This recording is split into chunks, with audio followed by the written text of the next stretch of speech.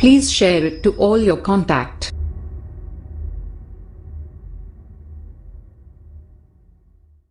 بسم الله الرحمن الرحيم.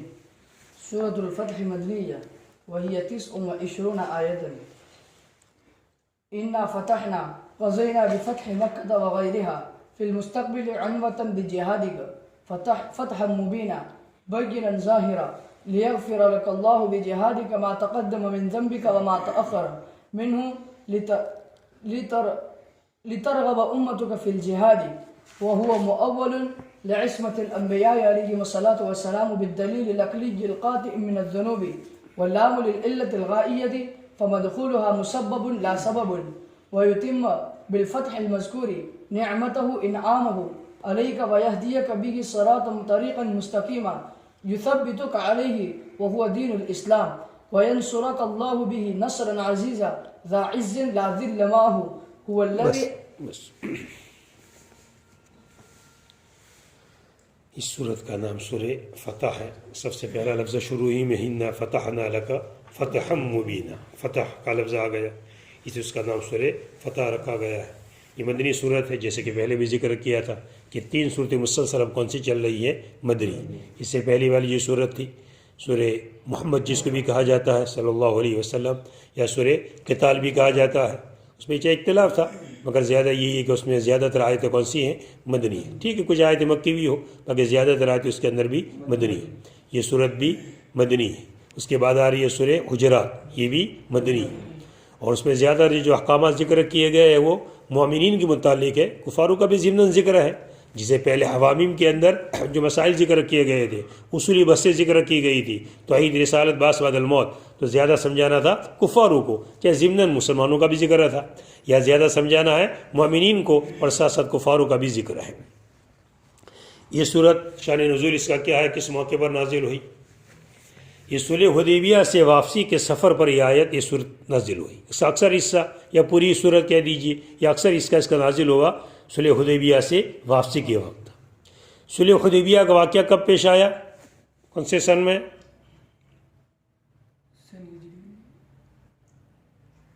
بڑے بڑے واقعات ہمیں معلوم ہونے چاہیے کہ کون سے سن میں پیش آئے. پنجم کے اندر بھی کہا تھا، بتائیے آپ.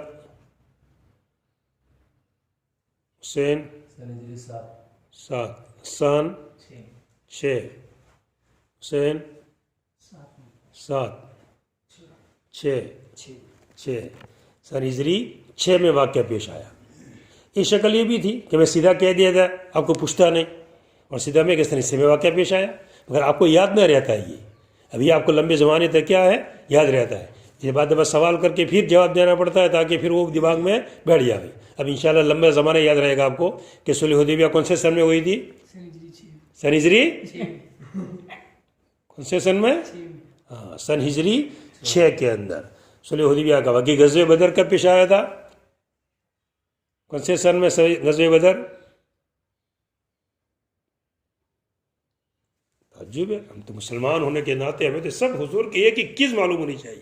ہم صحابہ کو، نبی کریم صلی اللہ علیہ وسلم کو، حضور کے ایک ایک چیز کو ہمارے باپ بیٹوں سے بھی زیادہ پہچاننے والے ہونے چاہیے. صحابہ کو بھی سدرا اتنی محبت صحابہ سے ہونی چاہیے. ہماری کا نام کیا ہے، کہ پیدائش کیا ہے، کیا ان کا اخلاق کیا تھے، یہ ہمیں سب معلومات ہونی چاہیے.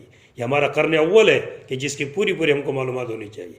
جس اپنے باپ کی معلومات ہوتی کہ نہیں ہوتی ہے، یہ تو ہمارے باپ سے بھی بڑھ کر کے ہے، ہمارے دین کے باپ ہے. وہ انہی کے واسطے سے ہمیں دین پہنچا ہے. اگر یہ صحابہ نہ ہوتے تو ہمیں دین کیسے پہنچتا؟ انہوں نے حفاظت کی، جانیں لگائی اپنی، تب جا کر دین پہنچا ہے. غزوہ بدر کون سے سن میں پیش آیا حسین؟ سن ہجری 2 کے اندر. 3 کیسے نکل گیا؟ سن ہجری 2 کے اندر. غزوہ احد سن ہجری 3 کے اندر. غزوہ خندق سن ہجری 5 کے اندر. غزوہ احزاب بھی جس کو کہتے ہیں اور غزوہ خندق بھی کہتے ہیں. صلح حدیبیہ سن ہجری 6 کے اندر. عمرۃ القضاء کا واقعہ سن ہجری 7 کے اندر، اور فتح مکہ کا واقعہ سن ہجری 8 کے اندر. غزوہ تبوک کا واقعہ سن ہجری 9 کے اندر، اور حجۃ الوداع کا واقعہ سن ہجری 10 کے اندر، اور آپ کی وفات سن ہجری 11 کے اندر. آپ کی وفات نبی کریم صلی اللہ علیہ وسلم کی سن ہجری 11 کے اندر. بلکہ صدیق رضی اللہ عنہ کی وفات سن ہجری 13 کے اندر. حضرت عمر کی وفات سن ہجری 23 کے اندر، سن ہجری 23. اور حضرت عثمان رضی اللہ تعالیٰ عنہ کی وفات سن ہجری 35 کے اندر. 34 ہے 35 ہے 35 کے اندر ذلیل و فصل نظری 40 کے اندر. چلیے یہ سب بڑی بڑی باتیں ہمیں کچھ خاکہ ہونا چاہیے. ہاں تو یہ کب واقعہ پیش، یہ صورت کب نازل ہوئی؟ صلح حدیبیہ سے واپسی کے اوپر. صلح حدیبیہ کا واقعہ اگر ذرا کچھ پس منظر سامنے آ جائے، تفصیل تو بڑی لمبی کتابوں میں آپ پڑھ سکتے ہیں. باقی اختصاراً بات، نبی کریم صلی اللہ علیہ وسلم نے خواب دیکھا. خواب میں آپ دیکھ رہے ہیں کہ میں بیت اللہ گرد گرد بیت اللہ کا طواف کر رہا ہوں، بیت اللہ کی چابی بھی میرے قبضے کے اندر آئی ہے، میں بیت اللہ کے اندر بھی گیا ہوں. یہ سب آپ نے خواب دیکھا. اور انبیاء کا خواب کیا ہوتا ہے؟ وہی ہوتا ہے، بالکل سچا وہی ہوتا ہے آپ کا انبیاء کا خواب. تو آپ نے صحابہ کے سامنے واقعی خواب بیان کیا کہ میں نے ایسا ایسا خواب دیکھا ہے کہ بیت اللہ میں طواف کر رہا ہوں، اس کے بعد بیت اللہ کے اندر میں گیا، اس کی چابی میرے قبضے کے اندر آئی. یہ پورا خواب آپ نے صحابہ کے سامنے بیان کیا. جب آپ نے واقعہ صحابہ کے سامنے بیان کیا تو صحابہ بہت لمبے زمانے سے تقریباً 6 سال کے وقفے سے عمرے کا موقع ہی نہیں ملا تھا. وہ صحابہ جو مہاجرین تھے، جو ہجرت کر کے آئے تھے، مکہ کے رہنے والے تھے، وہاں تو جب مکہ میں تھے تو بڑی آسانی تھی، جب چاہے عمرہ کر لیتے، جب حج کے موقع پر حج بھی کرتے تھے، اور عمرہ تو جب چاہے کر سکتے ہیں، عمرے کے اندر کوئی پابندی نہیں ہوا کرتی. مگر اب لمبا زمانہ ہو گیا تھا، جب آپ نے خواب بیان کیا اور بیت اللہ کا ذکر کیا تو ان کا اشتیاق بڑھ گیا کہ ضرورت تو جانا ہی چاہیے، بیت اللہ کا طواف کرنا چاہیے، اور پوری اس کے لیے تیاری کر لی. صحابہ تیار ہو گئے کہ ہم کو جانا ہی ہے. جب آپ نے خواب دیکھا ہے، حالانکہ خواب میں یہ نہیں بتایا گیا تھا کہ کون سے سن میں یہ واقعہ پیش آئے گا، اب طواف کب کریں گے، چابی آپ کے ہاتھ میں کب آئے گی، یہ خواب میں ذکر نہیں کیا گیا تھا. بلکہ خواب میں صرف کیا بتایا گیا تھا؟ اب بیت اللہ کا طواف کر رہے ہیں، جب بھی موقع ملے گا کریں گے، جب بھی موقع آئے گا. اس طرح چابی آپ کے قبضے کے اندر، وہ سب واقعہ آپ نے دیکھا. تو صحابہ کے سامنے تذکرہ کے سب صحابہ تیار ہو گئے. بلکہ آپ نے اس موقع کے اوپر یہ جب خواب بیان کیا تو صحابہ جیسے تیار ہو گئے، تو جب صحابہ تیار ہو تو آپ نے بھی تیاری کر کے ٹھیک ہے چلنا ہے. اور ساتھ ساتھ آپ نے عام اعلان بھی کر دیا کہ سب کو ساتھ میں چلنا ہے، جو بھی چلنے والے ہو، جو بھی مخلصین ہو، منافقین کا اعلان تو سب کو کیا جاتا تھا، مگر چلیں گے کون؟ مخلصین چلیں گے. سب اعلان آپ نے کر دیا کہ سب چلنا. دیہات میں بھی خبریں دے دیا. اس لیے کہ مسئلہ یہ تھا کہ جانا کو آسان نہیں تھا. یہ تو کفاروں کے گھر میں جا رہے گویا کہ مکہ پر کس کا قبضہ تھا؟ کفاروں کا. اور پھر عمرے کی نیت سے جانا ہے، ہتھیار لے کر بھی نہیں جانا ہے. ہتھیار لے کر جائیں گے تو فوراً کیا سمجھیں گے وہ لوگ؟ لڑنے کے لیے آ رہے ہیں. اور لڑنے کا مطلب ہے ہی نہیں، مقصد تو صرف کیا کرنا ہے. تو نہ تو پوری ہتھیار کی تیاری کر کے جا سکتے ہیں، ہتھیار کی تیاری کر کے جائیں گے تو فوراً لوگ کیا سمجھیں گے؟ یہ لڑنے کے جا رہے ہیں. حالانکہ لڑنا مقصد نہیں تھا. بغیر تیاری کے جاتے ہیں تو ہی مقصد حل ہوتا ہے کہ مقصد کس کے لیے جانا ہے؟ عمرے کے لیے جانا ہے. مگر بغیر تیاری کے جا رہے ہیں تو جا رہے ہیں کہاں پر؟ کفاروں کے گھر میں جا رہے ہیں. اب وہاں پر کیسے امکان جیتتے دشمن کہ جو غزوہ بدر میں سامنا ہوا، غزوہ احد کے اندر سامنا ہوا، غزوہ خندق کے اندر سامنا ہوا، اب کیسے اطمینان کیا جائے کہ ہم کو زندہ چھوڑیں گے یہ لوگ، ہم کو کیا کر دیں گے لوگ؟ قتل ہی کر دیں گے. اسی لیے منافقین میں ایک بھی ساتھ میں نہیں ہوا. صرف جد بن قیس کا نامی ایک منافق تھا، یہ آپ کے ساتھ ہوا تھا. باقی ایک بھی منافق ساتھ میں نہیں آیا. اور یہ کہنے لگے یہ اس کفاروں کے گھر میں ایک بھی بچ کے نہیں آئے گا، سب ختم ہو جائیں گے. ایسی باتیں کر رہے تھے یہ لوگ منافقین سب. اور ایک خالی منافق ساتھ میں ہو گیا تھا، باقی ایک بھی منافق سب ادھر ادھر کے بہانے کر کے کام ہے، یہ ہے وہ ہے. جیسے کہ نہیں جانا ہوتا ہے آدمی 1000 بہانے کر لیتا ہے، ایسے بہانے کر کے لوگ چھوٹ گئے تھے، آئے نہیں تھے. خیر آپ نے تیاری کر لی، اور ہتھیار میں صرف کیا آپ کے ساتھ کیا تھی؟ تلوار. اور لیکن تلوار تو عام معمول کا رکھنے کا کوئی مسئلہ ہی نہیں تھا اس کے اندر. باقی زیادہ کوئی ہتھیار وغیرہ آپ کے پاس نہیں تھے. لیکن مقصد جہاد تھا ہی نہیں، لڑنا کوئی مقصد ہی نہیں تھا. مقصد صرف کیا کرنا تھا؟ عمرہ کرنا تھا. آپ نے بھی احرام باندھ لیا ذوالحلیفہ سے، جو میقات ہے مدینہ منورہ کا، جس کو بیر علی بھی کہا جاتا ہے اور اس کو ذوالحلیفہ بھی کہا جاتا ہے. آج کل اس کا نام بیر علی بھی سے مشہور ہے، اور ذوالحلیفہ بھی اس کو کہا جاتا ہے. ذوالحلیفہ ہی زیادہ تر کہتے ہیں، باقی بیر علی بھی کہا جاتا ہے. وہاں اپنے مدینہ کے باہر ہی ہے، ذرا تھوڑی فاصلے پر ہے، کوئی لمبے دور کے فاصلے پر نہیں ہے. وہاں پر آپ نے احرام باندھ لیا، عمرے کا نیت کر لی، اور احرام باندھ کر کے آپ نے ساتھ میں ہدی کو بھی ہاک دیا. 70 اونٹ ساتھ میں لیے. کتنے؟ 70. اور دوسرے صحابہ کی جماعت کتنی تھی؟ 1400 صحابہ تھے کل. ساتھ میں کتنے صحابہ تھے؟ 1400 صحابہ تھے. اور انہوں نے بھی اپنی اپنی بعض صحابہ نے ہدی ہاک دی، بعد میں نہیں بھی ہاکی ہوگی. کل دوسرے جانور جو تھے ذبح ہونے والے، جو حرم میں ہدی کہتے ہیں، جو جانور کہاں ذبح ہوگا؟ حرم میں جا کر ذبح ہوگا، یہ بھی ساتھ میں لے لیے تھے. تو صحابہ نے ساتھ میں کتنے لیے تھے؟ 700 اونٹ. یہ بھی حرم میں جا کر جمع ہونے والے تھے، ہدی کے جس کو ہدی کہا جاتا ہے. اس طرح پورے تیاری کر کے احرام مان کر کے سب یہاں سے روانہ ہو گئے.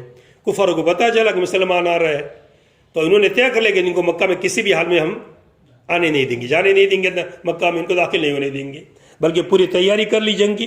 خالد بن ولید رضی اللہ تعالیٰ عنہ جو ابھی تک مسلمان نہیں بنے تھے, ان کا مقدمۃ الجیش ایک لشکر تیار کیا اور پہلے سے جا کر کے مکہ سے باہر ان کا پڑاؤ ڈال دیا کہ وہاں پر ان کو آگے ہی بڑھنے نہ دے رہے. جب آپ کو پوری معلومات ہوگی انہوں نے پوری تیاری کر لی ہے اور ہم کو آگے نہیں بڑھنے دیں گے, تو آپ نے راستہ بدل دیا اور راستہ بدل کر دوسرے راستے سے آپ مکہ مکرمہ میں داخل ہونا چاہتے تھے اور حدیبیہ مقام پر پہنچ گئے. آپ دوسرے راستے ہوتے ہوئے حدیبیہ کے مقام پر پہنچ گئے. حدیبیہ پر پہنچنے کے بعد وہاں پڑاؤ ڈالا اور وہاں پڑاؤ ڈالنے کے بعد پھر کچھ کفار کے لوگ آئے بھی وہاں پر, کس طرح کیسے اندر آئیں گے, ہم آپ کو آنے نہیں دیں گے. جیسے بدیل بن ورقہ بھی آیا, اسی طرح اور بھی کچھ کفار آئے. مگر آپ نے صاف کہہ دیا ان کفاروں کے سامنے, جو ان کے سردار بھی تھے, کچھ ان ملنے والے بھی تھے, ان کو کہہ دیا صاحب ہمارا مقصد لڑائی بالکل نہیں, ہمارا مقصد صرف کیا کرنا ہے, عمرہ کرنا ہے. ہم عمرہ کر کے واپس چلے جائیں گے, ہم کسی کو کوئی چھیڑ چھاڑ نہیں کریں گے. ہم کچھ ہاں ہمارا کوئی مقابلہ کرے گا تو ہم اس کا جواب دیں گے, باقی ہم کسی کو ہماری طرف سے کوئی چھیڑ چھاڑ کریں گے نہیں. یہ آپ نے طے کر دیا.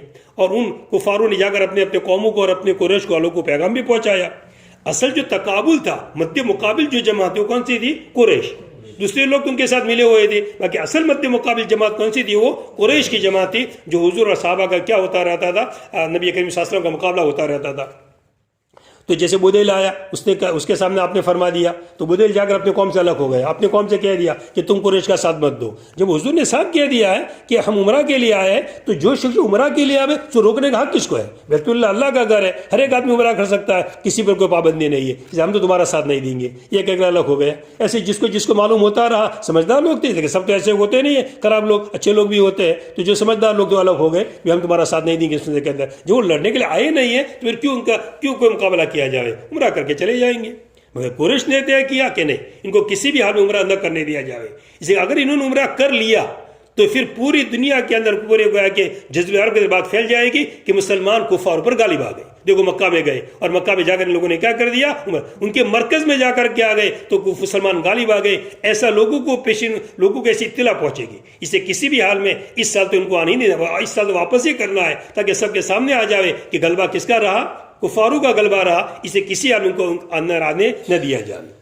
اب اس کے لیے اس طرح وہاں سے بھی سفر آتے رہے. آپ نے عثمان رضی اللہ تعالیٰ عنہ کو سفیر بنا کر کے بھیجا اور طے کیا کہ ان کو جا کر سمجھا, کہے سب کو, کفاروں کو, مشرکین کو, سب کو, یہ ہمارا مقصد صرف کیا کرنا ہے, عمرہ کرنے, باقی کوئی مقصد. اپنے عثمان رضی اللہ گئے اور سب کو جا کر کے سمجھایا, کہا. اور جو مسلمان جو قیدوں کے اندر تھے, جو بیڑیوں کے اندر تھے, نہیں آ سکتے تھے, حضور نے ان کو بھی کہا کہ سلام کہہ دینا میرا جا کر, اور ان کو پیغام پہنچا دینا کہ انشاءاللہ خوشی کے دن قریب آ جائیں گے, مکہ فتح ہو جائے گا. یہ بھی آپ ان کو بھی جا کر پیغام دے دیا کہ ضعفاء مسلمان کو پیغام بھی دے دینا. حضرت عثمان رضی اللہ تعالیٰ عنہ وہاں پہنچ گئے اور کچھ دوسرے مسلمان بھی ادھر ادھر جو ہوئی تھی وہ بھی پہنچ گئے وہاں پر. اب وہاں پر اتنے میں یہ خبر پھیل گئی کہ عثمان رضی اللہ عنہ کو کیا کر دیا گیا, شہید کر دیا گیا. ایسی اطلاع ملی مسلمانوں کو. جب یہ اطلاع ملی صحابہ کو, نبی کریم صلی اللہ علیہ وسلم کو, کہ عثمان رضی کیا کر دیا گیا, حالانکہ شہید کیا نہیں گیا تھا, مگر ایسی غلط افواہ پھیل گئی. تو اس وقت بیعت رضوان کا واقعہ پیش آیا کہ آپ نے کیکر کے درخت کے نیچے تمام صحابہ نے بیعت لی کہ ٹھیک ہے, یہ تو ہمارے سفیر تھے, اور سفیر کو قتل کرنا کسی بھی مذہب کے اندر اور کسی بھی حکومت کا قانون نہیں ہے کہ سفیر کو کیا کیا جائے, قتل کیا جائے. یہ ہمارے سفیر تھے, ایک پیغام لے کر کے گئے تھے وہ, تو کیسے انہوں نے قتل کر دیا. تو سب صحابہ نے آپ کے ہاتھ پر کیا لی, بیعت لی, اور طے کیا کہ جب تک ہماری جان میں جان ہے ان کا مقابلہ کریں گے. ہمارے سفیر کو کیسے قتل کیا ہے, ہم اسے کیا لیں گے, ان کا بدلہ لیں گے. طے کر دیا اور تمام لڑنے کے بالکل کیا ہو گئے, تیار ہو گئے. جب آپ نے سب سے بیعت کر لی, عثمان رضی اللہ تعالیٰ عنہ نہیں تھے اس موقع پر, تو اس وقت آپ نے ایک ہاتھ عثمان کا ہاتھ قرار دیا اور دوسرا ہاتھ اپنا ہاتھ قرار دیا, اور عثمان کے بدلے کے اندر آپ نے بیعت کی کہ ان کی طرف سے میں کیا کرتا ہوں, بیعت کرتا ہوں. اور یہ پورا بیعت کا واقعہ پیش آ گیا. تو جیسے یہ کفاروں کو پتہ چلا یہ تو پورے لڑنے کے لیے تیار ہو گئے ہیں, تو ان پر کیا طاری ہو گیا, رعب طاری ہو گیا کہ اب تو مقابلہ ٹھیک نہیں ہے. پوری جب آدمی ایک کفن باندھ کر کے اور طے کر کے مقابلہ کرتا ہے, وہ پھر کسی کی پرواہ نہیں کرتا ہے, چاہے مرے کہ کچھ بھی ہو. وہ کتنے لوگ 50 سامنے آ جاوے تو کتنے کو آدمی کیا کر دیتا ہے, مار دیتا ہے. اب کفر کو رعب طاری ہو گیا کہ اب یہ تو کیسے. اب انہوں نے سوچا کہ کیا کر لیا جاوے, صلح کر لی جاوے. تو صلح کے لیے الگ الگ لوگوں کو بھیجا, حتیٰ کہ آخر کے اندر کس کو بھیجا گیا, سہیل کو بھیجا. سہیل بن عمرو آئے اور ان سے پھر صلح کی بات چیت ہوئی. پورا صلح نامہ لکھنا شروع ہوا. تو پورا جو واقعہ ہے کہ آپ نے کیا لکھا, بسم اللہ الرحمن الرحیم لکھا, وہ پورا واقعہ جو ہے. خیر صلح نامے جو باتیں طے ہوئی, وہ کتنی باتیں طے ہوئی, چار باتیں طے ہوئی. ایک بات تو یہ طے ہوئی کہ اس سال تو آپ کو اندر آنے نہیں، اس سال تو واپس چلے جائیے آپ اور اپنے احرام کو کھول دیجئے اور آئندہ سال آئیے اور مدینہ مکہ میں 3 دن رہیے، مکہ ہم خالی کر دیں گے آپ کے لیے بالکل۔ پھر امۃ القضا کا جو واقعہ پیش آیا سن ہجری 7 کے اندر پیش آیا وہ، تو 3 دن مکہ خالی کر دیں گے اور آپ کے لیے خالی کریں گے، آپ قضا کر کے واپس چلے جائیں۔ ایک شرط تو یہ ہوئی۔ دوسری شرط یہ طے ہوئی اس کے اندر کہ 10 سال کی لڑائی بند، 10 سال لڑائی بند۔ لیکن نبی کریم صلی اللہ علیہ وسلم نے قریش والوں کو یہ بھی سمجھایا تھا اور ان کو یہ بھی کہا تھا کہ تم کیوں خواہ مخواہ لڑتے ہو، تم مجھے دوسرے قبائل کا ہمارا مقابلہ ہونے دو، دوسرے قبائل نے اگر میرے پر غالب آ گئے تو تمہارا کام گھر بیٹھے ہو گیا، تم کو کوئی مسئلہ ہی نہیں ہے، اور اگر میں قبائل پر دوسرا غالب آ گیا تو تم کو موقع ملے گا تیاری کا، تو بھی لڑائی کو کیا کر دیا جاوے، بند کر دیا جاوے۔ تو معاہدے کے اندر یہ بات بھی تھی کہ 10 سال تک لڑائی کیا رہے گی، بند رہے گی۔ اور یہ بھی طے ہوا معاہدے کے اندر کہ جو قبیلہ جس کے ساتھ چاہے ہونا چاہے ہو جاوے، جو مسلمانوں کے ساتھ ہونا چاہے حضور کے ساتھ ہو جاوے، جو قریش کے ساتھ ہونا چاہے قریش کے ساتھ۔ تو بنو خزا والے نبی کریم صلی اللہ علیہ وسلم کے ساتھ ہو گئے اور بنو بکر والے قریش کے ساتھ ہو گئے۔ اور دوسری شرط اس کے اندر یہ بھی تھی کہ ہمارا کوئی بھی آدمی، کفاروں نے شرط لگائی تھی کہ ہمارا کوئی بھی آدمی تمہارے پاس آئے گا تو تم کو کیا کرنا پڑے گا، واپس کرنا پڑے گا، اور تمہارا آدمی ہمارے پاس کوئی آ جائے گا مرتد بن کر، ہم اس کو واپس نہیں کریں گے۔ یہی شرط تھا، صحابہ کو بہت ہی کیا ہو رہی تھی، بھاری پڑ رہی تھی کہ یہ کیسے ان کا آدمی آ رہا ہے، مسلمان ہو کر آ رہا ہے، ہم اس کو کیسے واپس کریں مسلمان ہونے کے بعد بھی، اور ہمارا آدمی جاوے تو وہ واپس نہ کرے۔ یہ بڑی کٹھن شرط تھی، مگر آپ نے شرطوں کو بھی کیا فرما لیا، منظور، اس لیے کہ اس موقع پر یہ واقعہ پیش آیا تھا کہ آپ کی اٹھنی قصوہ بیٹھ گئی تھی، نہیں چل رہی تھی، تو آپ نے بھی فرمایا تھا کہ اب میں یہ طے کرتا ہوں کہ کفار کچھ بھی شرطیں لگائیں گے میں ان کے شرطیں منظور کروں گا، جب تک کہ اللہ کی کسی تعظیم کی، اللہ تعالیٰ کی احترام والی چیز کی بے حرمتی نہ ہو، وہاں تک میں ان کی شرطیں کیا کروں گا، منظور کروں گا۔ اس پر پھر قصہ پھر چلنے لگی تھی، آگے بڑھنے لگی تھی وہ، اور اس کے اندر ان شرائط کے اندر آئندہ سال آنا ہے، اس سال واپس جانا ہے، پھر 10 سال جنگ بند ہو جائے گا، جو بھی قبیلہ جس کے ساتھ ہونا چاہے وہ ہو سکتا ہے، اور ہمارا آدمی آئے گا تو واپس کرنا پڑے گا، اور تمہارا آدمی آئے گا تو واپس کریں گے نہیں۔ یہ سب شرطیں وغیرہ کیا ہو گئی، طے ہو گئی۔ اور طے ہونے کے بعد پھر آپ نے طے کیا، صحابہ کو حکم دیا کہ احرام کو کھول دے وے۔ مگر جب آپ نے یہ صحابہ کو کہا کہ احرام کھول دے وے، تو یہ صحابہ کو یعنی ایسے مدہوش جیسے ہو گئے تھے، ان کو بات ہی سمجھ، یہ ایک موقع ایسا تھا کہ صحابہ نے اپنے حکم کے اندر کیا کر دی، دیر کر دی۔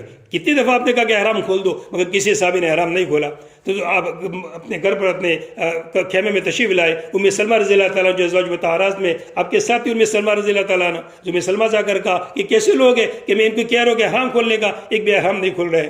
حضرت ام سلمہ رضی اللہ اس وقت یہ آپ کے ازواج میں سے اور آپ کے ساتھ تھی، انہوں نے بہت بہترین مشورہ دیا کہ آپ ایسا کیجیے، یہ صحابہ بڑے ابھی حالت میں بڑی غمگینی کے اندر ہے کہ یہ کیسے صلح ہو رہی ہے اور کیسے مسئلہ ہو رہا ہے، اس لیے آپ ایسا کریں کسی کو کچھ نہ کہیں، آپ خود اپنا احرام کھول دیجئے، حلق کروا دیجئے اور اپنی قربانی ذبح کر دیجئے۔ آپ حدی کو ذبح کر دے ہوئے، آپ جو اونٹوں کو ساتھ میں لے کر کے چلے تھے، اور اپنا احرام کھول دیجئے۔ جب آپ کھولیں گے تو سب صحابہ کو معلوم ہو جائے گا اور صحابہ کھول دیں گے۔ ام سلمہ رضی اللہ تعالیٰ نے بہت ہی اچھا مشورہ دیا۔ اب کہا کہ ٹھیک ہے، وہ گئے، آپ نے حدیث ذبح کر دی، پہلے حدیث ذبح کر کے حجام کو بلایا اور آپ نے حلق کروا دیا۔ اس کے بعد تمام صحابہ فوراً کھڑے ہو گئے تیزی کے ساتھ اور سب نے حلق کر احرام کھول دیا۔ اب احرام کھول کر کے پھر کیا ہونے لگے، یہاں سے واپس، اب مدینہ واپس جانا ہے۔ جو واپس جا رہے تھے تو اس وقت پھر آیت نازل ہوئی کہ جس میں کہہ دیا انا فتحنا لک فتحا مبینا، ہم نے تم کو کیا دے دی، کھلی فتح دے دی۔ واقعہ کون سا پیش آیا، صلح ہو گئی، لڑائی تو وہی نہیں تھی مگر کیا پیش ہو گئی، صلح۔ اور اسی کو اللہ تعالیٰ کیا فرما رہے ہیں، ہم نے تم کو فتح مبین دی دی۔ کیا مطلب اس کا، حالانکہ صلح تو وہی نہیں تھی، فتح مبین کیسے کہا گیا؟ یا تو اس لیے کہ ہم نے اس کا جواب کتاب میں جیسے دیا گیا، ہم نے ازلی فیصلہ کر لیا ہے کہ آپ کو فتح مبین دیں گے۔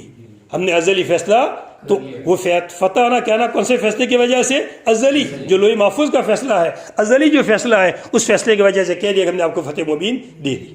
یا یہ کہ یہ صلح حدیبیہ کس کا پیش خیمہ ثابت ہوئی، فتح مکہ کا، تو چاہے ابھی فتح نہیں ہوئی مگر یقینی فتح ہے، اس لیے اس کو تعبیر کیا کس کے ذریعے سے، انا فتحنا ماضی کے سکے کے ساتھ۔ یا یوں کہو کہ نہیں، صحابہ بھی جیسے فرماتے کہ لوگ فتح مکہ کو فتح مکہ سمجھتے ہیں اور ہم صلح حدیبیہ کو فتح سمجھتے ہیں۔ ہم کس کو فتح سمجھتے ہیں، صلح حدیبیہ کو فتح۔ یہ صلح حدیبیہ ہی کھلی فتح تھی، اس لیے کہ صلح حدیبیہ کے اندر ان کے گھر میں گئے تھے، ان کے پاس چلے گئے تھے مسلمان، وہاں بچ کر آنا ایک بڑا مشکل، مگر پھر بھی کیا آگے سب کے سب بچ کر کے آ گئے۔ اور صحابہ پر بڑے بڑے خطرناک حالات، مگر ایک بھی صحابی ایمان سے نہیں پھرے۔ کتنے، جب کہا کہ بیعت کرو جہاد کے اوپر تو سب نے جہاد پر کیا کر لی، بیعت کر لی۔ تیار ہو گئے. پھر کہا کہ نہیں جہاد کرنا ہے اور مقابلہ نہیں کرے, اس کے لیے بھی تیار ہو گئے. یہ کوئی آسان کام ہے؟ ایک کام کی تیاری کر دینا اور فوری ارادے کو کیا کر دینا, بدل دینا. جب یہ کہا کہ تیاری کرو تو تیار بھی ہو گئے, اور یہ کہ نہیں اب جہاد نہیں کرنا ہے, کچھ نہیں کرنا ہے, تو اس کے لیے اپنے ہتھیار کو ختم کر دیا اور لڑائی کی جو ارادہ تھا بند کر دیا. ایسی تبدیلی کرنا کوئی آسان چیز نہیں, ایک کا بس نہیں ہے, مگر صحابہ نے سب چیزوں کو کیا کیا, مان لیا. تو یہی کیا یہی فتح مبین ہے. اور نیز اسی کی وجہ سے صلح حدیبیہ کی وجہ سے جو معاہدہ کا مسئلہ تھا, پھر فتح مکہ کی جو ابتدا ہوئی اسی طرح ہوئی کہ بنو بکر والوں نے بنو خزاع کے اوپر حملہ کر دیا تھا رات کے موقع کے اوپر, اور قریش نے ساتھ دیا تھا, آپ کو معلوم ہوا تھا. اسی پر فتح مکہ کا پھر پورا واقعہ پیش آ گیا. تو اس موقع پر یہ سب آیتیں کیا ہوئی, نازل ہوئی. انا فتحنا لک فتحا مبینا, بے شک ہم نے آپ کو کھلی ہوئی فتح, بالکل واضح فتح دے دی. انا فتحنا, اللہ فرماتے ہیں صاحب کتاب فتح نہ کیسے کہہ دیا کہ فتح دے دی, حالانکہ فتح تو ہوئی نہیں تھی بلکہ دب کر کے صلح ہوئی تھی. حضرت عمر رضی اللہ تعالیٰ بڑے غصے کے اندر اس وقت تھے. پورا واقعہ ہے, حضور کے پاس گئے کہ آپ سچے نبی نہیں ہے, کہ ہم حق پر نہیں ہو باطل پر نہیں ہے, پورا واقعہ ہے. اور وہی سوال حضرت صدیق رضی اللہ تعالیٰ عنہ سے بھی جا کر پھر کیے تھے. پورا تفسیر کے ساتھ پڑھا ہے سیرت میں کہ نہیں پڑھا ہے؟ چلیے پڑھ لینا سب سیرت کے اندر. ہم سب پورا واقعہ بیان کریں گے تو ابھی 2 گھنٹے چاہیں گے. پھر انا فتحنا لکا, بے شک ہم نے آپ کو فتح دے دی. اے قضینا, فتح نہ کیسے کہہ دیا, اس کا جواب دیتے ہیں. قضینا بفتح مکہ تھا, ہم نے ازلی فیصلہ کر دیا. ہم نے ازلی تو لوح محفوظ کے اعتبار سے, ازلی کتاب کے اعتبار سے تو سب چیزیں طے ہی ہے. سب چیزیں جو بھی اس پہ کتاب میں لکھ دیا ایسا ہی ہونے والا ہے, کچھ آگے پیچھے ہونے والا ہے. تو اس کتاب کے کہنے کے حساب سے گویا کہ واقعہ پیش آ گیا. قضینا, ہم نے فیصلہ کر دیا ہے مکہ کے فتح کا, اور اس کے علاوہ مکہ بھی فتح ہوگا اور اس کے علاوہ خیبر بھی فتح ہوگا. خیبر بھی فتح ہوگا. یہ خیبر کا واقعہ سنیزری ساتھ میں پیش آیا. خیبر کا واقعہ سنیزری, اور اس وقت صلح حدیبیہ کے موقع پر جتنے صحابہ شریک تھے آپ نے خیبر میں انہی کو شریک کیا تھا. کیونکہ صلح حدیبیہ کے اندر تو کوئی جنگ بنگ کا مسئلہ ہی نہیں تھا, وہ تو صلح ہو گئی تھی اور واپس آ گئے تھے. تو صحابہ کو بڑا افسوس تھا اس وقت کیسی دب پر صلح کی گئی. جب خیبر کا موقع آپ نے اعلان کیا, وہی صحابہ ساتھ میں ہو جائیں گے جو کس میں تھے, صلح حدیبیہ میں تھے, اور خیبر کے اندر فتح ہو گیا تھا. ہماری غنیمت بہت اس وقت مسلمانوں کے ہاتھ کے اندر آیا تھا. اس سے مسلمانوں کو کیا مل گئی, قوت مل گئی خیبر کے فتح ہونے کی وجہ سے. المستقبل, اور ایک نسخے کے اندر کیا ہے, فی المستقبل, ہم نے فیصلہ کر دیا ہے فتح مکہ کا اور اس کے علاوہ کے جگہوں کے فتح کرنے کا مستقبل کے اندر. یا تو فی المستقبل ہے تو کوئی مسئلہ ہی نہیں, سیدھا سیدھا ہے. اور اگر مستقبل ہے تو فتح مکہ کی صفت ہے. فتح مکہ کی یہ فتح جو پیش آئے گی, یہ فتح کب پیش آئے گی, مستقبل کے اندر. اس کا فیصلہ ہم نے لوح محفوظ کے اندر پہلے سے کر دیا ہے. انوطن,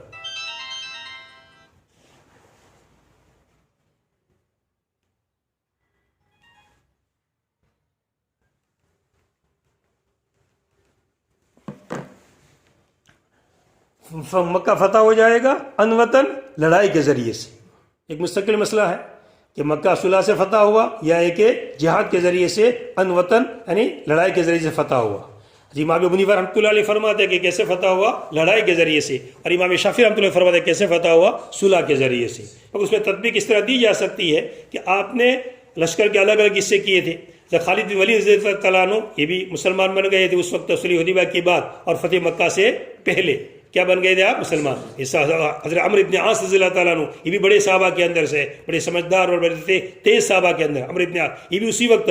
تو صلح حدیبیہ کی ایک فتح یہ بھی ہے کہ خالد بن ولید رضی اللہ تعالیٰ عنہ جیسے یہ بڑے صحابہ کے اندر سے, عمرو بن عاص جیسے صحابی کیا لے آئے تھے, ایمان لے آئے تھے. تو اس وقت آپ نے ایک فوج کے اوپر, کچھ فوجوں کے اوپر خالد بن ولید کو ذمہ دار بنایا, اور ایک پر حضرت زبیر ابن عوام زبیر رضی اللہ تعالیٰ عنہ کو ذمہ دار بنایا.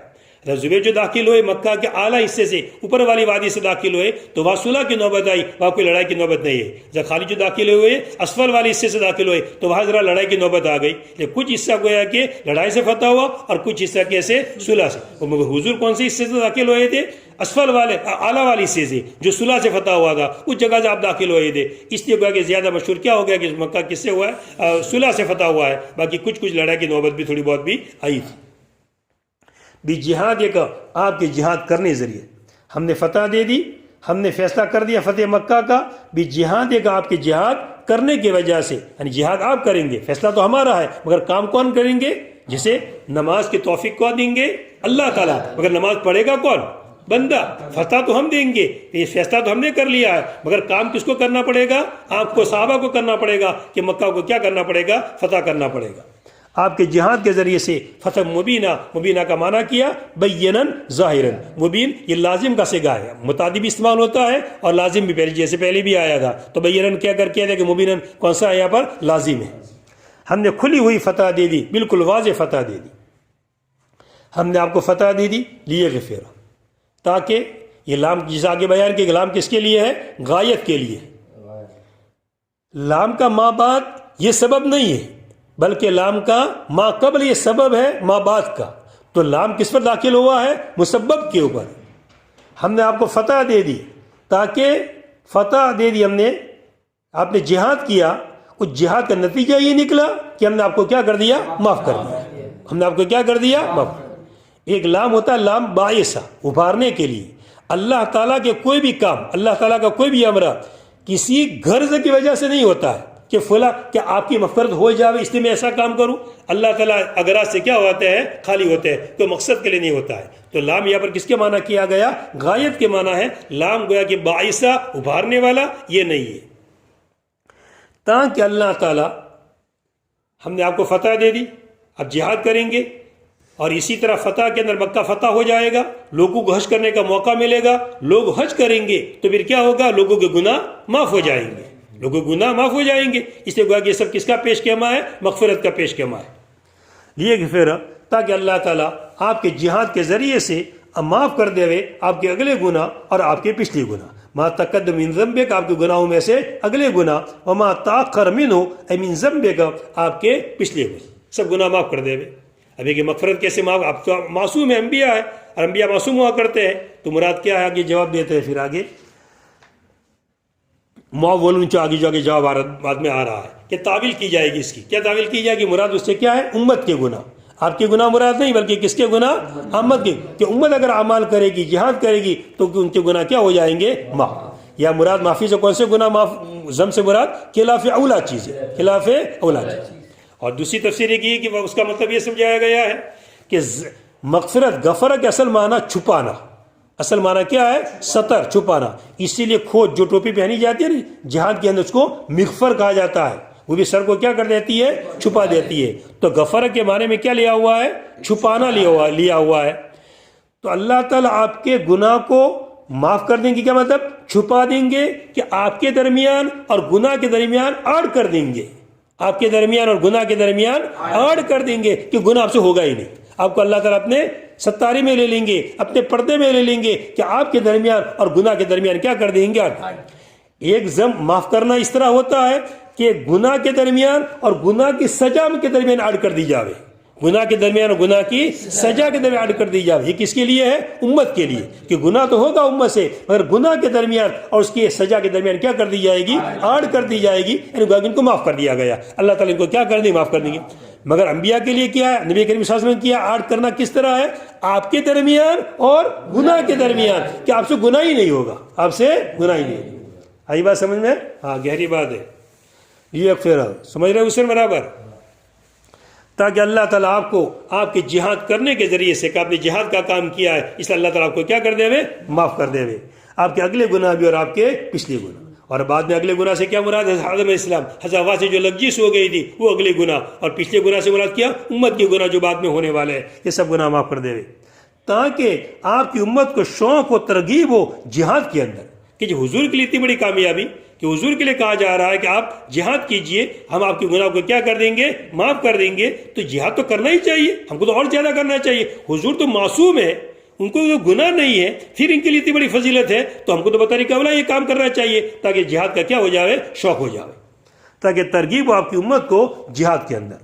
اور یہ جو لیغفر ہے، یہ تعبیر کیا ہوا ہے انبیاء علیہ السلام کے معصوم ہونے کی وجہ سے، ایسی دلیل کے ذریعے سے جو دلیل عقلی ہے اور جو بالکل ثابت ہے، ذنوب سے، گناہوں سے عصمت کی وجہ سے، کہ تمام انبیاء گناہ سے کیا ہوا کرتے ہیں؟ معصوم۔ اسے یا کیا کرنی پڑے گی؟ تعویل کرنی پڑے گی۔ اور کتنی تعویلیں بتا دی میں نے؟ 3 تعویلیں بتا دی۔ کون کون سی 3 معلوم ہے نا؟ یا تو مراد کس کے گناہ؟ امت کے گناہ ایک، دوسری یہ ہے کہ خلاف اولا چیزیں مراد ہے، اور تیسرا وہ میں نے جو تفسیر کی۔ اور لام علت کے لیے، لام علت غائیہ کے لیے، لیے غفر، یہ جو لام ہے نا یہ لام علت غائیہ کے لیے، پر اس کا مدخول لام جس پر داخل ہوا، مدخول کا کیا مطلب؟ لام جس کے اوپر داخل ہوا، یہ مسبب ہے نہ کہ سبب۔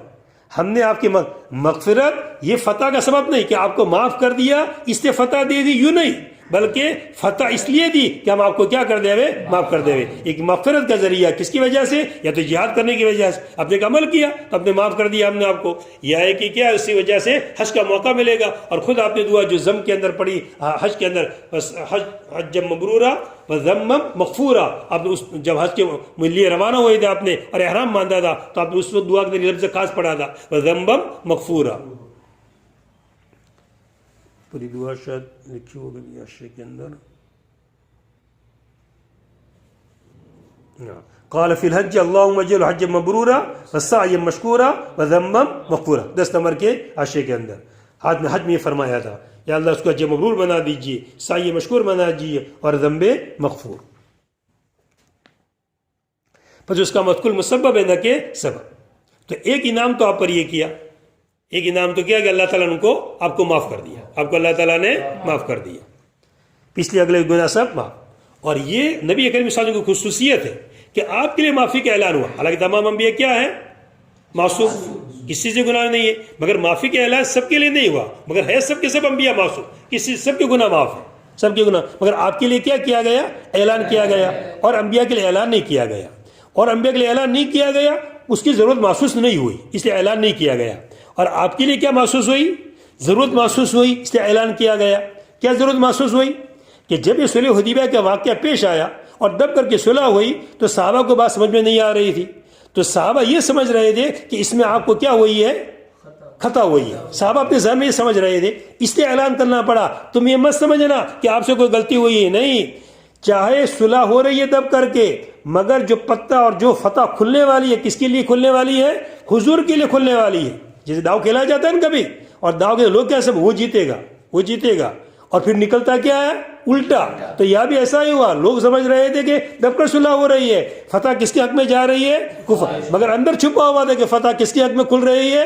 حضور کے حق میں کھل رہی ہے۔ یہ واضح ہو کر جو چھپا ہوا تھا، اس لیے اللہ تعالیٰ نے صاف باتیں بیان نہیں کی، سب انا فتحنا، شہر کا نام بھی نہیں لیا آپ نے، ورنہ اگر اسی مکہ کا نام نہیں لیا جاتا تو آئے تو بالکل دلیل قطعی ہے، پکا ہو جاتا، مگر آپ نے فتح کا صرف لفظ کہا تو صرف اشارات سے کام لیا گیا ہے۔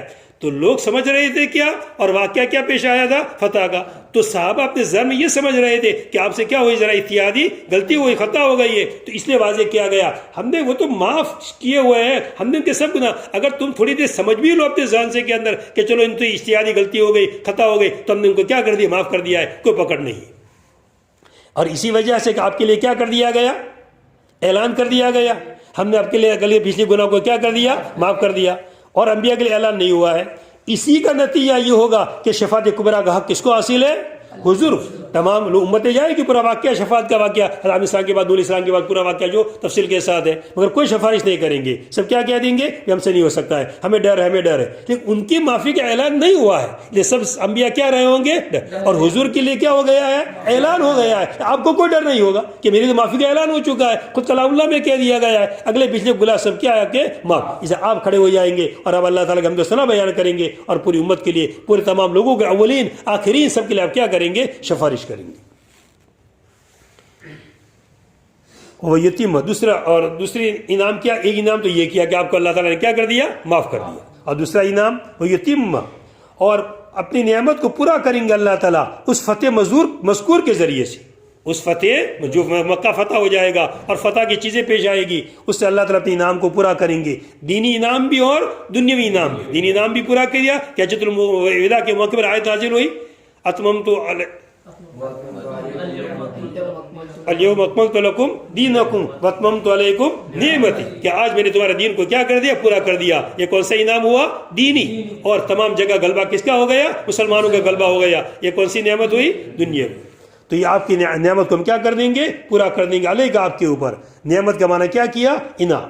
وہی ہدیہ کا، اور تیسرا فائدہ ہم آپ کو طریق مستقیم کی رہبری کریں گے. وہی ہدیہ کی ہدایت ایسی چیز ہے کہ جس میں ترقی ہوتی چلی جائے گی، یا آپ کو ایسا راستہ بتائیں گے کہ دین کا کام کیسے کرنا، لوگ زیادہ سے زیادہ کیسے مسلمان بن جاوے، آپ کو ایسی ترکیبیں بتائیں گے. لیکن اگر ملک آپ کے قبضے میں آ گیا تو ملکوں کو کیسے چلانا، ہم آپ کو اس کی کیا کریں گے، پوری رہبری کریں گے، ہر لائن سے رہبری کریں گے. اور ہدایت کا ایسا وسیع معنی ہے کہ تمام لوگ اہدنا الصراط المستقیم والی دعا مانگتے ہیں کہ ہدایت کی کوئی انتہا ہے ہی نہیں. اور اسی فتح مبین کے نتیجے کے اندر اس کو صلح حدیبیہ کو کیا کہا، فتح مبین کہا. صلح حدیبیہ ہی فتح مبین ہے. صلح حدیبیہ ہی کیا ہے، فتح مکہ کا پیش کیما نہیں، بلکہ اسی کو فتح مبین کہو. فتح کس کا نام ہے، لوگ کیا بن جاوے، مسلمان. جہاد سے مقصد کیا ہے، اعلی کلمۃ اللہ مقصد ہے، دین کو پھیلانا، کہ لوگ کیا بن جاوے، مسلمان. تو اگر بغیر جہاد کے لوگ مسلمان بن جاوے تو اس کو فتح نہیں کہیں گے.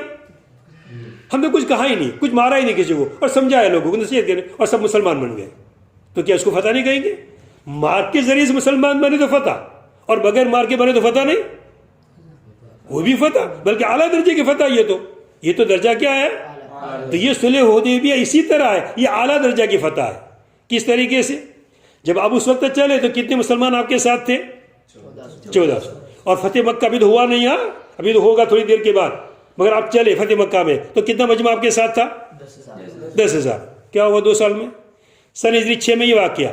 آپ جماعت، آپ دعوت و تبلیغ کا کام کب سے کر رہے تھے، مکہ کے 6 سال پکڑ لو، مکہ کے سن ہجری 6 تک 6 سال پکڑ لو، اور اگلے کتنے سال، 13. مکہ کے سال 13 گنو، 13 اور یہ کتنے ہوئے، 6. 13 اور 6 19 سال میں کتنے صحابہ تیار ہوئے، 19 سال میں 1400. صلح حدیبیہ میں کتنے ساتھ تھے، آپ نے عام اعلان کیا تھا، سب کو ساتھ میں لیا تھا، خالی منافقین نہیں آئے تھے، باقی تمام سچے صحابہ سب آپ کے ساتھ تھے، 1400. اور فتح مکہ میں جب چل رہا ہے تو کتنے ساتھ ہوئے، 10,000. تو یہ فتح مبین نہیں ہوئی، بغیر لڑے کچھ بھی نہیں ہوا، اور اتنا اسلام پھیل گیا کہ کتنے صحابہ آپ کے ساتھ ہو گئے. تو یہ فتح مبین نہیں ہوئی صلح حدیبیہ.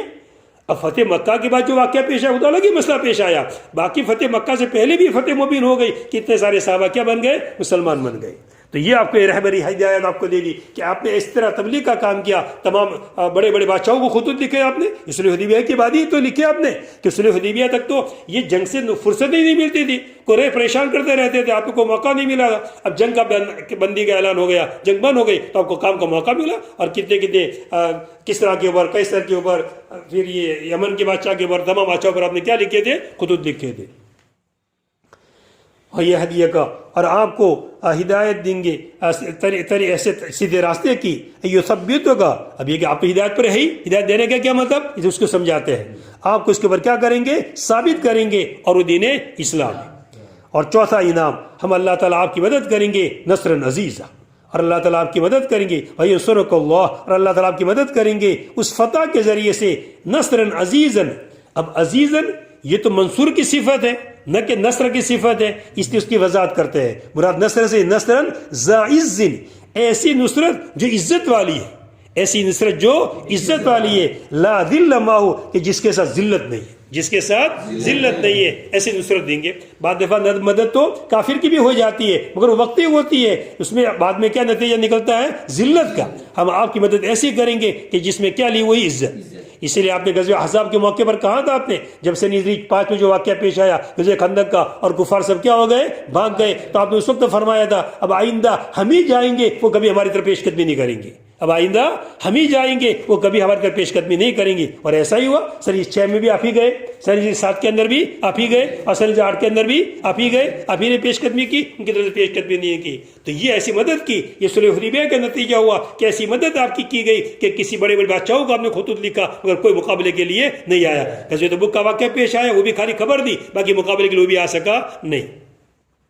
آپ کا رعب تھا کہ اس لیے کہ آپ کی خصوصیات ہے، کچھ 5 ایسی خصوصیات ہے جو اور انبیاء کو نہیں دی گئی تھی. ان خصوصیات میں یہ بھی خصوصیت ہے کہ آپ کا رعب کتنا دور طاری ہو جاتا تھا، 1 مہینے کی مسافت پر، 1 مہینے کی مسافت دوری پر کوئی آدمی ہو اور پتہ چلے حضور ایسا ہے کہ حضور کے دماغ میں آ جاوے تو حضور کا کیا طاری ہو جاتا تھا، رعب طاری ہو جاتا تھا. لیکن اسی موقع پر وہ بھی تو واقعہ پیش آیا کہ آپ سوئے ہوئے تھے اور کچھ کفار چڑھ آئے تھے آپ کو قتل کرنے کے ارادے سے، مگر سب کے سب کفار کیا کیے گئے تھے، پکڑ لیے گئے تھے، آپ کو قتل نہیں کر سکے تھے وہ سب. تو یہ کتنی انعامات آپ پر کیے گئے، 4. مغفرت کا، اتمام نعمت کا، ہدایت کا اور نصر عزیز، نصر کا. چلیے. هو الذي أنزل السكينة الطمأنينة في قلوب المؤمنين ليزدادوا إيمانا مع إيمانهم بشرائع الدين كلما نزل واحدة منها آمنوا بها منها الجهاد ولله جنود السماوات والأرض فلو أراد نصر دينه بغيركم لفعل وكان الله عليما بخلقه حكيما في صنعه أي لم يزل متصفا بذلك ليدخل متعلق بمحذوف أي أمر بالجهاد المؤمنين والمؤمنات جنات تجري من تحتها الأنهار خالدين فيها ويكفر عنهم سيئاتهم وكان ذلك عند الله فوزا عظيما ويعذب المنافقين والمنافقات والمشركين والمشركات الظانين بالله ظن السوء بفتح السين وزمها في الموازئ الثلاثة ظنوا أنه لا ينصر محمدا والمؤمنين عليهم دائرة السوء بالذل والعذاب وغضب الله عليهم ولعنهم أبعدهم وأعد لهم جهنم وساءت مصيرا أي مرجعا. بس تو اوپر تو نبی کریم صلی اللہ علیہ وسلم کی خاص فضیلتوں کا ذکر کیا گیا، 4 انعامات کا ذکر کیا گیا. اب آگے ذکر کیا جاتا ہے مسلمانوں کے بارے میں. جیسے جب یہ آیت نازل ہوئی تو صحابہ نے پوچھا، صحابہ نے سوال کیا نبی کریم صلی اللہ علیہ وسلم سے، کہا کہ بڑی خوشی آپ کے لیے چیز ہنی مریا کہ آپ کے لیے اعلان کر دیا گیا کہ اللہ نے آپ کو کیا کر دیا، معاف کر دیا اور اتمام نعمت کر دیا، ہدایت اور نصر عزیز یہ سب آپ کے لیے وعدے کیے گئے. اگر ہمارا کیا ہوگا تو اس پر یہ آگے والے آیت نازل ہوئی کہ جس میں کیا کہا گیا، لیدخل المؤمنین والمؤمنات جنات تجری من تحتها الانہار، کہ مسلمان مرد اور عورتوں کو کہاں داخل کریں گے، جنتوں میں داخل کریں گے. یہ آیت کس کے نازل ہوئی؟ صحابہ کے لیے. ہم آپ کو بھی اچھا بدلہ دیں گے، باغات میں نازل کریں گے اور آپ کے لیے سیئات کو معاف کر دیں گے. تو آگے ذکر کس کا ہے؟ مومنین کا ذکر ہے. هو الذی انزل السکینۃ، وہ اللہ کے جس نے طمانینت کو اتار دیا مسلمانوں کے دلوں کے اوپر، مسلمانوں کے دلوں کے اندر سکون، اطمینان نازل کر دیا. کہ لڑنے کے لیے کہا تو لڑنے کے لیے تیار، اس کے لیے بھی اطمینان. اور جب کہا کہ نہیں کرنا ہے لڑائی، خاموش رہنا ہے، صلح کر لینی ہے، تو اس کے لیے بھی کیا ہو گئے؟ تیار. لیزدادوا ایمانا مع ایمانہم، تاکہ زیادتی کر دے ہوئے ایمان کی ان کے ایمان کے ساتھ. پہلے ایمان کس سے مل رہا ہے؟ اللہ تعالیٰ اور اس کے رسول پر. ایمان میں کمی بیشی ہوتی کہ نہیں ہوتی ہے؟ ایک نفس ایمان ہے. ایمان کی کمی بیشی ہوتی ہے مؤمن بہی کے اعتبار سے. کس کے اعتبار سے؟ مؤمن، جس پر ایمان لایا جاوے، جس پر ایمان لایا جاوے. صحابہ ایمان لائے، آپ نے حکم دیا توحید کو مان لو، سب نے توحید کو کیا کر لیا؟ مان لیا، ایمان لیا ہے. پھر حکم نازل ہوا نماز پڑھنا شروع کرو، سب نے کیا شروع کر دیا؟ نماز پڑھنا شروع کر دیا. ایمان میں کیا ہو گیا؟ اضافہ. پھر آپ نے کہا کہ زکوٰۃ دو، زکوٰۃ دینا شروع کر دیا سب نے، ایمان میں کیا ہوا؟ اضافہ. پھر آپ نے کہا روزہ رکھو، سب نے روزہ رکھنا شروع کر دیا، ایمان میں کیا ہو گیا؟ اضافہ. تو یہ اضافہ کس کے حساب سے ہے؟ مؤمن بھی کے اعتبار سے. مگر یہ کب تک تھا؟ حضور کے زمانے میں تو تھا کہ نئے نئے احکامات آتے رہتے تھے اور صحابہ ایمان لاتے رہتے تھے، تو ایمان میں کیا ہوتی رہتی؟ زیادتی ہوتی رہتی. مگر آپ کی وفات کے وقت ایمان کے احکامات سبتے ہو گئے. اب مومن بھی کی سب کو اضافہ کا مطلب نہیں. اب ایمان جو لایا پہلے دن جسے کلمہ پڑھے گا تو سب چیزوں کو مانتا ہو جائے گا، توحید کو مانتا ہو جائے گا، رسالت کو مانتا ہو جائے گا، نماز کو مانتا ہو جائے گا، زکوٰۃ، سب چیزوں کو مانتا ہو جائے گا. اس میں کوئی فرق نہیں پڑے گا. اب اگر فرق پڑے تو کس کے اعتبار سے؟ کیفیت کے اعتبار سے. ایمان کے کمال کے اندر نفس ایمان میں کوئی کمی بیشی نہیں ہوگی، بلکہ کمی بیشی کس کے اعتبار سے ہوگی؟ ایمان کامل میں کمی بیشی ہوگی. کیفیت میں کہ کسی کا ایمان اعلیٰ درجے گا کہ جو فجر میں 10 منٹ پہلے کھڑا کر دے گا، کسی کا ایمان کم درجے گا کہ 1 منٹ پہلے کھڑا کرے گا، اور کسی کا اتنا کم درجے گا کہ جماعت کے بعد کھڑا کرے گا. یہ ایمان کا فرق پڑتا ہے. اگر ایمان کتنے پاور کا ہے اس کو دیکھ لو تو مسجد کے دروازے میں کھڑے ہو جانے کا، جمعہ کے دن کھڑے ہو جانے کا دروازے پر، اور کتنا پہلے آتا ہے کون، وہ ایمان کی کیفیت کا پتہ چل جائے گا. فجر میں کھڑا ہو جانے کا کہ کون کتنا پہلے آتا ہے. ایمانوں کی کیفیتوں کے کیا پڑتا ہے؟ فرق پڑتا ہے. جیسے ایمان تیز ہوگا، مضبوط ہوگا، تو اس کا دل کھڑا کر دے گا. سبق میں کتنا جلدی آتا ہے، کتنا دیر سے آتا ہے، ایمان کی کیفیت سے کیا پتہ معلوم ہو جائے گا. سب یہ سب مواقع ہوتے ہیں پہچاننے کے کہ کون کتنے پاور کے اندر ہے. تاکہ ایمان لیزدادو، تاکہ صحابہ کہ ان کا ایمان بڑھ جاوے اپنے ایمان کے ساتھ. یہ شرائط دی، اس کا تعلق ہے پہلے ایمان کے ساتھ. ایمان بڑھ جاوے، کیسے بڑھ جاوے؟ دین کے شریعتوں پر عمل کرنے کی وجہ سے. یہ شرائط دین کی شریعتوں کی وجہ سے، دین کے احکامات کی وجہ سے. کلما نزل واحدۃ منہا، جب بھی ان میں سے کوئی حکم نازل ہو اس پر ایمان لے آوے، اور اسی کے اندر سے کیا ہے؟ جہاد ہے. اور دوسرا جو ما ایمان سے مراد ہے، ما ایمان باللہ و رسولہ. اللہ تعالیٰ پر ایمان لانے کے ساتھ اور رسول پر ایمان لانے کے ساتھ جب اور احکامات آوے تو ان کے اندر کیا ہوتا رہے؟ اضافہ ہوتا رہے. وَلِلَّهِ جُنُودُ السَّمَاوَاتِ وَالْأَرْضِ. بہت بڑی فضیلت ہے صحابہ کی. اللہ کے لیے آسمانوں کا لشکر ہے اور زمینوں کا لشکر ہے. صحابہ کو اپنا لشکر کہا گیا. صحابہ کو اللہ ہی کے لیے آسمانوں کے لشکر اور زمینوں کے لشکر. آسمانوں کے لشکر، زمینوں کے لشکر، الگ الگ تفسیریں اس کی گئی ہے. مراد آسمانوں سے لشکر ملائکہ کا لشکر. کس کا لشکر؟ ملائکہ. اور زمینوں کا لشکر سے مراد حیوانات کا لشکر، مکھیوں کا لشکر. شاید کہ مکھیاں پیچھے پڑ گئی، کیا کریں گے؟ ابھی اللہ کا لشکر ہے، کیا بچاؤ کریں گے؟ ہے طاقت کچھ بچنے کی؟ شیر پیچھے پڑ گئے، کیا کریں گے؟ ہے اللہ کے جانور ہے. مچھر رات کو حیران کرتے ہیں، کیا مقابلہ کرتے ہیں آپ؟ کتنی ساری ترتیبیں کرتے ہیں، کچھ بھی ترتیبیں بعد بعد کام نہیں آتی ہے اور پریشان ہو جائیں. یہ اللہ کے لشکر ہے سب. یہ کون سے لشکر ہے؟ زمینی لشکر. دوسری تفسیر کی گئی آسمانی لشکر سے کون سے مراد ہے؟ بارش کا برسنا. اسی طرح چنگاڑ، سخت آواز کا پیدا ہونا، یہ سب کون سے لشکر ہے؟ آسمانی.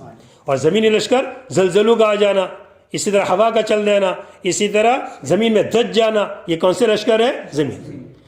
تو اللہ کے لشکر سبھی اللہ کے لشکر ہے. اللہ تعالیٰ اپنی لشکروں سے کام لے سکتے ہیں. مکہ والوں کو ختم کرنا تھا، کفار کو ختم کرنا تھا، ایک ہوا سخت بھیج دیتے، قوم عاد پر بھیجی دی، تھوڑی دیر میں سب کیا ہو جاتا؟ صفائی. ایک چنگاڑ بھیج دیتے جسے قوم سمود پر بھیج دی تھی، تھوڑی دیر میں کیا ہو جاتا؟ ختم. مگر ہم نے ان لشکروں سے کام نہیں لیا. ہم نے کون سے لشکر سے کام لیا؟ صحابہ والے لشکر سے کام لیا. تو تم ہمارے لشکر ہو، اے صحابہ تم ہمارے کیا ہو؟ لشکر ہو. ہم نے کس سے کام لیا؟ تم سے. ہم ایسا کر سکتے تھے کہ کس سے ختم کرتے؟ ہم ہواؤں سے ختم کرتے، بارش پانی سے ختم کرتے، زلزلوں سے ختم کرتے، چنگاڑوں سے ختم کرتے، زمین میں دھسا کے ختم کرتے، پتھر برسا کے ختم کرتے. ہم ایسا کر سکتے تھے مگر کام ہم نے کس سے لیا؟ تم سے لیا کہ تمہارے ثواب کے اندر کیا ہو جاوے؟ زیادتی ہو جاوے، تمہیں اور ترقی مل جاوے، شہادت کا درجہ مل جاوے اور جنت کے اونچے درجے پر چلے جاؤ. ورنہ ہم اس کی کوئی ضرورت نہیں دی کہ تم سے کام لیتے. تو یہ اللہ تعالیٰ بڑے جاننے والے ہے، بڑے حکمت والے ہے کہ کیا حکمت اس میں بھری ہوئی ہے کہ کام کس سے لیا جا رہا ہے؟ صحابہ سے لیا جا رہا ہے. حالانکہ اور بھی اللہ کے لشکر کیا تھے؟ موجود تھے. اور اللہ تعالیٰ کے لیے آسمانوں کے لشکر اور زمین کے لشکر. فلو اراد نصر دین بغیرکم، پس اگر اللہ تعالیٰ چاہتے اپنے دین کی مدد کرنے کا تمہارے علاوہ کے ذریعے سے، ہوا کے لشکر کے ذریعے سے، مکھیوں کے لشکر کے ذریعے سے، دھسنے کے لشکر کے ذریعے سے، ان لشکر لفعل، تو البتہ ایسا البتہ کر سکتے تھے. مگر نہیں، ہم نے تم سے کام لیا، صحابہ سے کام لیا. تو تم کس کے لشکر ہو؟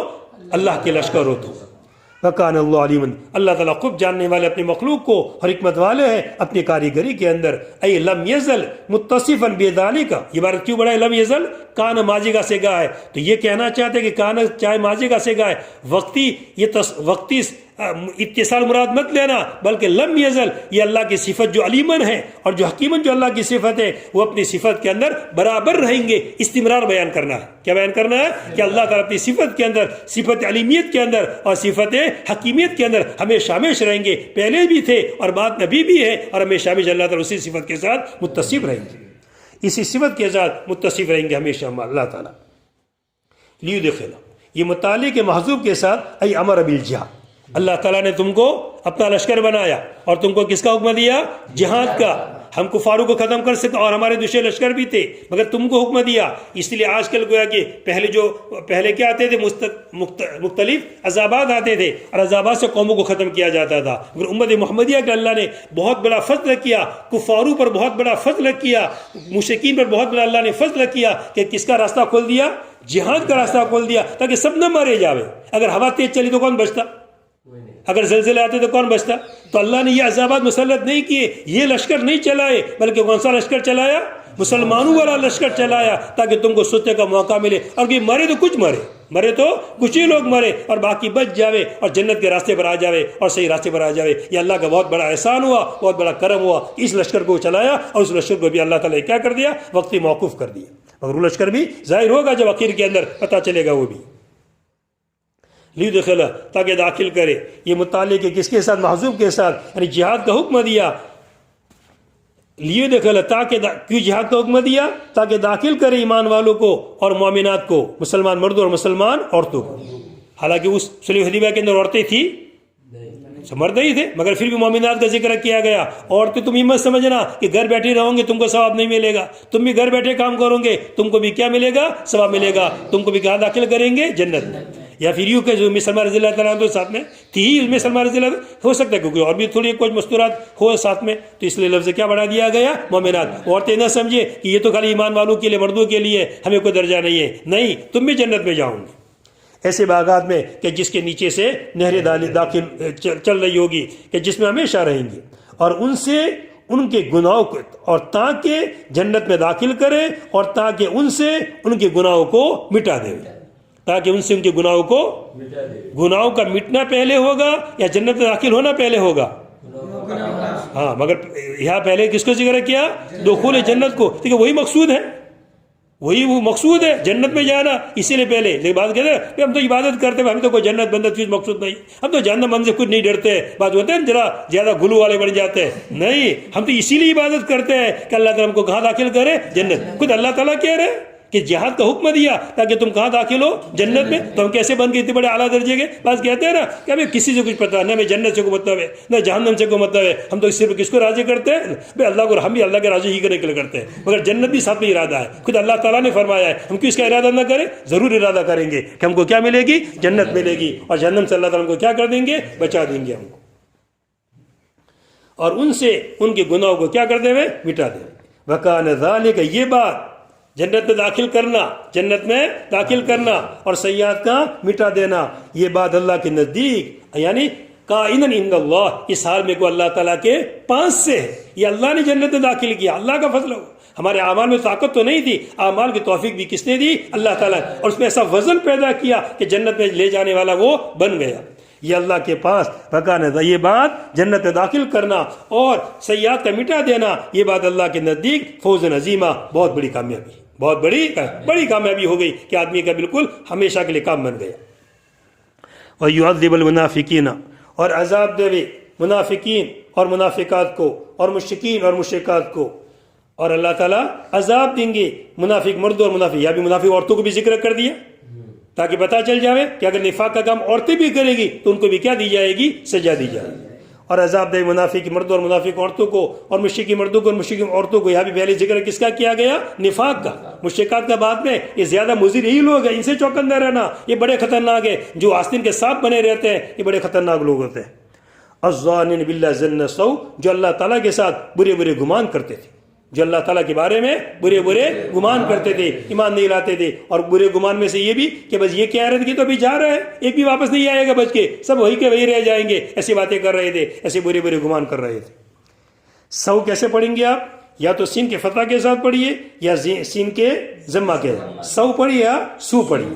سو کے معنی کیا آتے ہیں, برائی, اور سو کے معنی برائی, اور سو کے معنی عذاب, سو کے معنی عذاب. فی المواضع الثلاثہ, تینوں جگہوں کے اندر. کون سی تینی جگہ, ظن السوء ایک, دائرۃ السوء علیہم دائرۃ السوء دو, اور آگے آ رہا ہے ظننتم ظن السوء, دوسرے سوال ظننتم ظن السوء. یہ تین سو ہے. تو تینوں جگہ کے اندر کہتے کہ فتح کے ساتھ بھی جائز ہے اور جمع کے ساتھ بھی جائز ہے, مگر یہ صاحب کتاب کا کہنا صحیح نہیں ہے. صحیح کیا ہے, فی المواضع الثلاثہ نہیں کہنا چاہیے, بلکہ کیا کہنا چاہیے, فی الموضع الثانی, فی الموضع, پہلی جگہ ظن السوء اور تیسری جگہ ظننتم ظن السوء. یا تو صرف فتح, یا تو صرف, تمام قرأت کسی بھی قرأت کے اندر ضمہ ہے ہی نہیں, سب قرأت کے اندر کیا, صرف فتح. ہاں البتہ یہ جو آ رہا ہے علیہم دائرۃ السوء, علیہم دائرۃ السوء, یہاں البتہ دو قرأتیں ہیں, سو بھی اور سو بھی, کہ ان پر بری گردش ہے, ان پر بری, یا ان پر عذاب گرنے والا ہے, یا ان کے اوپر عذاب, ان کو عذاب گھیر لے گا. دائرہ محیط ہو جانا, گھیر جانا, جس چکر کے اندر دائرے میں آدمی گھیر لیا جاتا ہے, ایسے ان کو عذاب کیا کر لے گا, گھیر لے گا. تو خالی موضع ثانی کے اندر دو قرأتیں ہیں, باقی موضع اول کے اندر اور موضع ثالث کے اندر صرف ایک قرأت ہے. کون سی قرأت ہے, فتح کی. کون سی قرأت ہے, فتح کی, ظن السوء.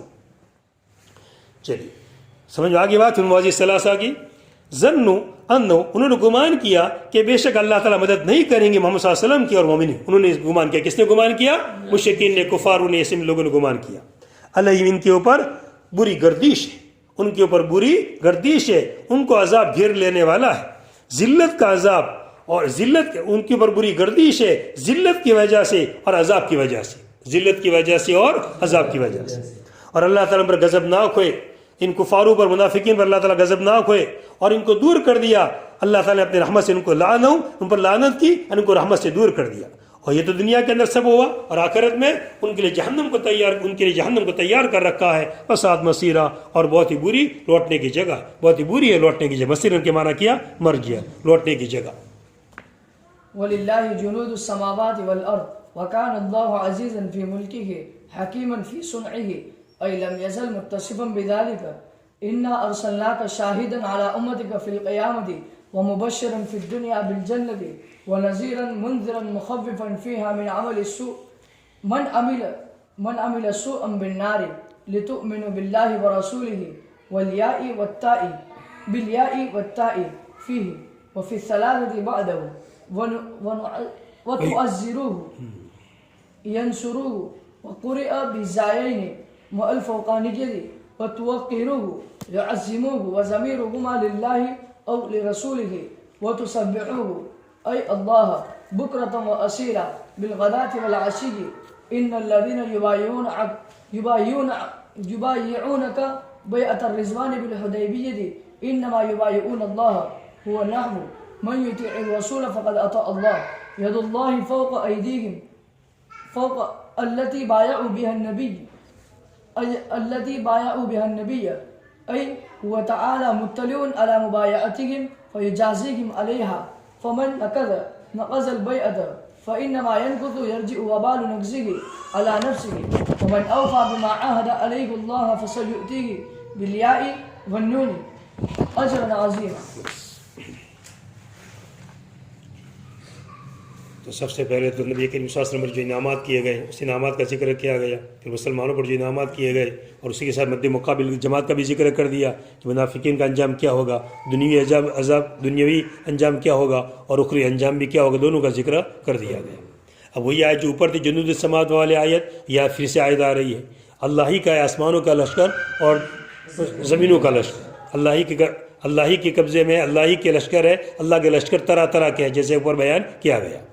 مگر وہاں مسلمانوں کا فتح ہونا اور مسلمانوں کا لشکر ہونا بیان کرنا تھا. اس لیے وہاں پر صفت کیا لائی تھی؟ علیمن اور حکیمن. اور یہاں پر ذکر کرنے مسلمانوں کا کفاروں پر غالب آ جانا اور کفاروں کو شکست دے دینا بیان کرنا ہے کہ مسلمانوں کا لشکر کفاروں پر کیا آئے گا؟ غالب آئے گا. تو شکست بتانا تھا. اس سے صفت کون سی آئی؟ عزیز ہے کہ اللہ تعالیٰ کیا بڑا زبردست ہے. مسلمان اپنے کو کمزور مت سمجھنا، اپنے کو کم تعداد مت سمجھنا، تم اللہ کے لشکر ہو. جیسے کہ اگر ایک شیر بھی سب پر مسلط ہو گیا، ایک شیر نکل گیا، کوئی مقابلہ کر سکتا ہے؟ ہاں، کتنے پولیس بلانے پڑتی ہے، کتنے وہ پونجرے لانے پڑتے ہیں. بات نہیں، وہ آ جاتا ہے نا، کیا نبڑا آ جاتا ہے تو کتنے کو زخمی کر دیتا ہے. ایک ہے، کوئی مقابلہ نہیں کر سکتا. سب مر رہے ہیں، سب کو مار رہا ہے وہ. اور پھر کتنا انتظام کرنا پڑتا ہے، تب جا کر اس کو کتنے پائے اور کتنا وہ سب لانے پڑتے ہیں. کبھی انجیکشن دیتے ہیں، کیا کرتے ہیں پتہ نہیں. تو ایک کا مقابلہ کس کا لشکر ہے؟ اللہ کا لشکر. اس لیے تو مسلمان بھی کس کا لشکر ہے؟ اللہ کا لشکر ہے. تم یہ مت سمجھنا ہم کا تعداد پر لشکر تم کس کے ہو، کس نے تم کو بھیجا ہے. یہ تو ذرا دیکھو کیسے تم کمزور رہتے ہو. نہیں، اپنے آپ کو کیا سمجھو؟ اللہ کا لشکر سمجھو. عزیز ہے، بڑا زبردست ہے. تو اللہ تعالیٰ تمہارے اندر کیا پیدا کر دے گا؟ قوت پیدا کر دے گا. تم ہی غالب رہو گے. مگر بس مقصد وہی رہنا چاہیے، اعلاء کلمۃ اللہ. ذاتی کوئی مفاد پرستی نہیں ہونی چاہیے. اور اللہ ہی کے لیے آسمانوں کا لشکر اور زمین کا لشکر. اور اللہ تعالیٰ بڑے زبردست ہے اپنے حکومت کے اندر اور بڑی حکمت والے اپنی کاریگری کے اندر. لم یزل، وہی پہلے جو بات ذکر کی گئی تھی کہ ان صفات کے اللہ تعالیٰ کیا رہیں گے؟ ہمیشہ متصف رہیں گے. انا ارسلناک. اب دونوں گروہ کا ذکر کر دیا گیا، مسلمانوں کا بھی ذکر اور کفاروں کا بھی ذکر کیا گیا. اب آگے نبی کریم صلی اللہ علیہ وسلم کی کچھ صفاتوں کا ذکر کیا جاتا ہے. ہم نے آپ کو کیا بنایا ہے؟ شاہد بنایا ہے. آپ اپنے موجودہ زمانے کے لوگوں کو دیکھ رہے ہیں کہ کون ایمان والے ہوئے اور کون ایمان والے نہیں ہوئے، اور سب کے آپ کیا دیں گے؟ گواہی دیں گے. اور آپ کے چلے جانے کے بعد جو اس زمانے میں جو کام کرنے والے علماء ہوں گے، نائبین ہوں گے حضور کے، وہ کیا کریں گے؟ ان کو دیکھیں گے. اور اپنے اپنے زمانے کے جو مجددین ہوتے رہتے ہیں حضور کے زمانے کی گواہی دی حضور دیں گے، اور حضور کے بعد جو جو نائبین آتے رہے اور مجددین آتے رہے وہ اپنے اپنے زمانے کے لوگوں کے کیا دیں گے؟ گواہی دیں گے کہ کون ماننے والے اور کون ماننے والے نہیں۔ امت محمدیہ کے اندر بھی ایسی جماعتیں ہوگی، علماء کی جماعت، مبلغین کی جماعتیں، واعظین کی جماعتیں، جو صحیح کام کرنے والے ہیں، یہ بھی اپنے لوگوں کے بارے میں کیا دیں گے؟ گواہی دیں گے کہ فلاں نے ہماری باتیں مانی تھی اور فلاں نے ہماری باتیں نہیں مانی تھی۔ اِنَّا أَرْسَلْنَاكَ، اور حضور شاہد کہہ سکتے ہیں ہمیشہ ہمیشہ کے اعتبار سے بھی، چاہے چلے جانے کے بعد بھی، کس اعتبار سے کہ آپ کے سامنے اعمال کیا ہوتے ہیں، امت کے ہر پیر اور جمعرات کو پیش ہوتے ہیں، سب آپ دیکھتے ہیں کہ کون کیا کر رہا ہے، اس لیے آپ امت کی، مگر اللہ تعالیٰ کے پیش کرنے کی وجہ سے اللہ تعالیٰ اپنے اعتبار سے ہے، ان کی تعظیم اللہ کے اعتبار سے ہے، حضور کی بھی تعظیم ضروری ہے، اللہ تعالیٰ کی تعظیم بھی ضروری، مگر ہر ایک کی شان کے اعتبار سے حضور کو اللہ تعالیٰ کے ساتھ کھلتا ملتا کر دیا جائے، ایک کر دیا جائے، یہ نہیں۔ حضور انسان تھے، آپ اپنی شان کے اعتبار سے تھے، اور اللہ تعالیٰ اپنی شان کے اعتبار سے۔ اِنَّا أَرْسَلْنَاكَ، بے شک ہم نے آپ کو گواہ بنا کے بھیجا ہے اپنی امت کے خلاف قیامت کے لیے، کہ جنہوں نے حضور کے بعد اس زمانے میں نہیں مانی تھی، حضور ان کے خلاف کیا دیں گے؟ گواہی دیں گے کہ فلاں فلاں ابو جہل نے، ابو لہب نے، یہ شیاطین نے، یہ سب میری باتیں نہیں مانی تھی۔ وہ مبشرن، اور خوشخبری دینے والے ان کو دنیا کے اندر، جنت کے اندر، آپ کو کیا بنا کے بھیجا گیا ہے؟ خوشخبری دینے والا ان کو، مسلمانوں کو دنیا میں جنت کی، نذیرن، اور ڈرانے والا، منذر، ڈرانے والا اس کے اندر، دنیا کے اندر، من عمل، اس شخص کو جو برے کام کرے، بالنار، جہنم سے، ڈرانا کس سے؟ جہنم سے، من عمل سوءا، جو برے کام کرے، یؤمن باللہ، تاکہ یہ لوگ اللہ تعالیٰ کے اوپر اور اس کے رسول کے اوپر ایمان لے آئے، تاکہ یہ لوگ اللہ تعالیٰ اس کے رسول کے اوپر، ہم نے شاہد بنا کر کے بھیجا ہے تاکہ یہ سب مسلمان، تاکہ سب لوگ مسلمان، یعنی آپ ایمان لے آوے، آپ تو نمبر 1 پر ہے، ایمان لانا ہی ہے، مگر سنانا کس کو ہے؟ امت کو، کہ سب لوگ بھی کیا لے آوے؟ ایمان لے آوے، تاکہ ایمان لے آوے۔ لِتُؤْمِنُوا پڑھو، یا تاکہ تم ایمان لے آؤ، یا لیؤمنوا، تاکہ وہ ایمان لے آوے اللہ تعالیٰ اس کے رسول پر، یا کے ساتھ اور تا کے ساتھ، دونوں اس کے اندر، یعنی یؤمنوا کے اندر، وفی الثلاثۃ بعدہ، اور اس کے بعد 3 اور الفاظ کے اندر، یعذروہ تعذروہ، یوقروہ توقروہ، ہاں 3 ہو گئے برابر، یعذرو، یوقرو اور تسبحو، وفی الثلاثۃ 3 کے اندر، اس کے بعد، یعنی یہ ایک تو پہلا ہے ہی، اور اس کے بعد کتنے؟ 3، یعذرو، یوقرو اور یسبحو، یہ 3 ہو گئے، تاکہ یہ لوگ اللہ تعالیٰ پر ایمان لے آوے، اس کے رسول پر ایمان لے آوے، وَتُعَذِّرُوا، اور تم حضور کی مدد کرو، وَتُعَذِّرُوا، یا تو ہو کا مرجع کس کی طرف؟ حضور کی طرف، کہ حضور کی تم کیا کرو؟ مدد کرو، یا مرجع کس کی طرف؟ اللہ تعالیٰ کی طرف، کہ تم اللہ کی مدد کرو، یعنی اللہ کے دین کی مدد کرو، اللہ تعالیٰ کے دین کی مدد کرو، اور تم اس کی مدد کرو، یعنی اس کے دین کی مدد کرو۔ وہ قُرِئَ بِزَائِنِ، اور پڑھا گیا ہے 2 زا کے ساتھ، فوقانیہ کے ساتھ، اعزز یعزز تعززوہ، کیا پڑھا گیا ہے؟ تعززوہ، اور قرأ بزائن، اور پڑھا گیا ہے 2 زا کے ساتھ، یعنی اعزز یعزز سے تعززوہ، ما فوقانیت، فوقانیہ کے ساتھ، یعنی کیا پڑھیں گے اس کو؟ تعززوہ، وَيُوَقِّرُوهُ، اور تم ان کی تعظیم کرو، یا تو مراد حضور کی تعظیم کرنا، یا مراد اللہ تعالیٰ کی تعظیم کرنا، یعنی اللہ تعالیٰ کے دین کی تعظیم کرنا۔ وَالضَّمِيرُهُمَا، اور دونوں کی ضمیریں، یعنی یعذرو کی ضمیر اور یوقرو، دونوں کی ضمیریں لوٹ رہی، یعذروہ، یہ ہو ضمیر مراد ہے، اور یوقرو میں ہو ضمیر مراد ہے، اور ضمیرہما، دونوں کی ضمیریں، یعذروہ کی ضمیر اور یوقرو کی ضمیر اللہ تعالیٰ کے لیے اور اس کے رسول کے لیے، دونوں کا مطلب بیان کر دیا۔ وَيُسَبِّحُوهُ، یا تو سبحوہ، اور تم اس کی تسبیح بیان کرو، یا پر مرجع صرف کیا لوٹ رہا ہے؟ اللہ تعالیٰ، اور تم اللہ تعالیٰ کی کیا بیان کرو؟ تسبیح بیان کرو، سبحان اللہ کہو، اللہ کی پاکی بیان کرو، یا مراد اسے کیا پڑھنا ہے؟ نماز پڑھنا ہے، بکرتن، صبح کے وقت فجر کی نماز پڑھنا ہے، وہ اصیل اور شام کی نمازیں، زوال سے لے کر نیچے تک سب نمازیں آ گئی، 4 نمازیں، اصیل کہتے ہیں زوال کے بعد کا ٹائم، اس میں 4 نمازیں آ گئی، بالغد، صبح اور شام کے اندر۔ ان الذین یبایعونک، بشک جو لوگ آپ سے بیعت کرتے ہیں، بیعت رضوان، حدیبیہ کے اندر، حدیبیہ ایک جگہ کا نام ہے، ایک چھوٹا سا قریہ ہے جو مکہ سے قریب ہے، آج کل اس کو کیا کہا جاتا ہے؟ شمسیہ، آج کل ابھی کی زبان کے اندر کیا کہتے ہیں؟ اس کو شمشیہ کہتے ہیں۔ حدیبیہ کا کچھ حصہ حرم کے اندر ہے، زیادہ تر حصہ حرم میں ہے، اور کچھ حصہ حرم سے باہر ہل کے اندر بھی ہے۔ بے شک جو لوگ آپ سے بیعت کرتے ہیں، بیعت رضوان حدیبیہ کے اندر، انما یبایعون اللہ، وہ اللہ تعالیٰ سے بیعت کرتے ہیں۔ یہ آپ سے بیعت کرنا نہیں ہے، بلکہ حد کس سے کرنا ہے؟ اللہ تعالیٰ سے حد کرنا ہے۔ یہ جو کلام اللہ میں یہ جو لفظ کہا گیا جو آپ سے بیعت کرتے ہیں وہ اللہ تعالیٰ سے بیعت کرتے ہیں، یہ کس طرح ہے؟ یہ اس آیت کی طرح ہے کہ جس آیت میں یہ کہا گیا کہ جو رسول کی اطاعت کرے گا فَقَدْ أَطَاعَ اللَّهُ، اس نے اللہ تعالیٰ کی کیا کی اطاعت. جیسے دوسری جگہ پر ہے وَمَا رَمَيْتَ إِذْ رَمَيْتَ وَلَكِنَّ اللَّهَ رَمَى، یہ آپ نے نہیں پھینکا بلکہ کس نے پھینکا؟ اللہ تعالیٰ نے پھینکا. تو یہ بھی اسی طرح یہ آپ کے ہاتھ پر بیعت کرنا نہیں ہے بلکہ کس کے ہاتھ پر بیعت کرنا؟ اللہ تعالیٰ کے ہاتھ پر. اسی لیے جس دنیا کے اندر جو لوگ ہوتے ہیں جو انبیاء کے نائبین ہوتے ہیں، انبیاء نے کام کیا، جتنا نبی کریم صلی اللہ علیہ وسلم نے کام کیا، تمام انبیاء نے کام کیا، کس کی طرف سے؟ اللہ تعالیٰ کی طرف. اللہ تعالیٰ نے ان کو کیا کیا تھا؟ بھیجا تھا، ایک پیغام لے کر کے بھیجا تھا کہ امت کو پیغام پہنچاوے، اور پوری امت کو پیغام پہنچا دیا. انبیاء نے جتنے بھی آئے پورا کام کیا، کوئی کام میں کسر نہیں رکھی. اب انبیاء کے بعد یہ ذمہ داری کس کے حوالے کی گئی؟ علماء کے. تو علماء کس کے نائبین ہیں؟ انبیاء کے. تو جو کام انبیاء کرتے تھے علماء کو ہی کام کرنا پڑے گا، تو نائبین کہے جائیں گے. اور اگر ذرا گڑبڑ کر دیں گے تو ان کو نائبین نہیں کہا جائے گا. یہ سیٹ پر جو میں بیٹھا ہوں یہ کس کی نیابت ہے؟ حضور کی نیابت ہے. تو حضور جو باتیں کرتے تھے میں اس پر جگہ بیٹھ کر کہوں گا تو ہی میں کر سکتا ہوں. اگر ادھر ادھر کی باتیں کروں، حضور کے خلاف میں کوئی بات کروں، اللہ تعالیٰ کے جو بات بھیجی ہوئی نہیں ہے میں ایسی بات بیان کروں، یہ میرے بیان کرنا کہ بالکل کیا ہے؟ ناجائز. جتنے بھی نائبین ہیں یہ سب کی ذمہ داری ہے. تو اگر اس دنیا کے اندر ابھی فی الحال کوئی بزرگ بنا ہوا ہے اور بیعت کرتا ہے، وہ بھی اصل بیعت کس سے کی جا رہی ہے؟ اللہ تعالیٰ سے. یہ تو خالی وہ تو ظاہری معاہدہ کرتا ہے کہ شرک مت کرنا، جھوٹ مت بولنا، نماز کی پابندی کرنا. جیسے بیعت ہوتی ہے نا تو بیعت میں شیخ معاہدہ کراتا ہے، میرے معاہدہ حقیقت میں کس سے ہو رہا ہے؟ اللہ تعالیٰ سے ہو رہا ہے. اس آدمی کو اس کی کیا کرنی پڑے گی؟ پابندی کرنی پڑے گی. یہاں پر بیعتیں، لیکن آپ نے الگ الگ صحابہ سے بیعتیں کی ہے، موقع پر بیعتیں. کبھی جہاد پر بیعت کیا آپ نے، اور ایک صحابی سے بیعت کی تھی کس کے اوپر؟ ہر مسلمان کے لیے لکل مسلمین نصن، ہر مسلمان کے لیے خیر خواہی کرنا. ایک صحابی نے آپ نے اس طرح بیعت کی تھی کہ میرے ہاتھ پر بیعت کرو. بیعت کے اندر کوئی ضروری نہیں ہاتھ میں ہاتھ دینا، زبانی بھی بیعت ہو سکتی ہے، خطوط کے ذریعے سے بھی بیعت ہو سکتی ہے. باقی اگر زبانی ہاتھ دے کر ہاتھ میں بیعت ہو تو بھی ہو سکتی ہے، ایسا بھی ہو سکتا ہے. جیسے آج کل جو بزرگان دین ہوتے ہیں بیعت کرتے ہیں، یہ بیعت سلوک کہا جاتا ہے. بیعت سلوک بھی جائز ہے، کوئی ضروری نہیں ہے. اگر بیعت سلوک نہیں ہوگی تو جنت میں نہیں آئے گا، ایسا نہیں. جیسے بات گلو کرتا ہے کہ پیر چاہیے ہی، بغیر پیر کے کام ہی نہیں چلے گا، یہ بھی گلو والے. اور بعد نہیں، پیر تو ہونا ہی نہیں چاہیے، یہ بھی غلط، افراط تفرید ہے. اعتدال یہ کہ بیعت پیر ہے اچھا مل جاتا ہے، نیک اور صالح جو اچھی رہبری کرنے والا ہے. لیکن مقصد بیعت کا کیا ہوتا ہے؟